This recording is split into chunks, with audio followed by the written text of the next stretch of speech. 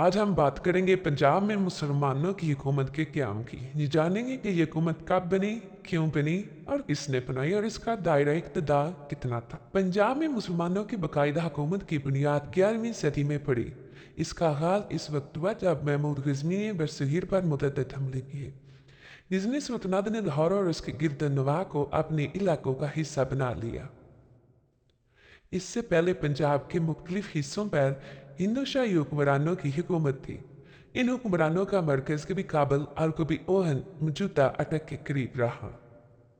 مسلمانوں اور ہندو شاہی حکمرانوں کے درمیان کئی جنگیں ہوئیں اور جن میں بالآخر ہندو شاہی سلطنت کو شکست ہوئی اور پنجاب کا بڑا حصہ مسلم اقتدار میں شامل ہو گیا۔ مسلمانوں کی حکومت قائم ہونے کی بنیادی وجوہات میں سلطنت کی توسیع اور تجارتی راستوں پر کنٹرول تھا۔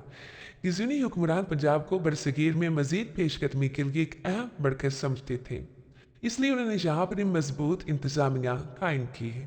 ابتدائی دور میں مسلم حکومت کا مرکز لاہور بنا، جو بعد میں علم، ثقافت اور تجارت کا اہم شہر بن گیا۔ وقت کے ساتھ پنجاب کا بیشتر علاقہ غزنوی سلطنت کے زیر نگین آ گیا اور مختلف ادوار میں اس کی حدود بدلتی رہی۔ بعد ازاں پنجاب پر محمد غوری اور پھر سلطنت دہلی کی حکمرانوں اور بعد میں مغلیہ سلطنت نے حکومت کی۔ یوں پنجاب کئی صدیوں تک مسلم حکمرانوں کے زیر اقتدار رہا اور برصغیر کی سیاست میں مرکزی کردار ادا کرتا رہا۔ مختصر، پنجاب میں مسلمانوں کی حکومت ہندو شاہی حکمرانوں کی شکست کے بعد 11ویں صدی میں قائم ہوئی۔ اس کی بنیاد غزنوی حکمرانوں نے رکھی اور لاہور اس اقتدار کا اہم مرکز بنا۔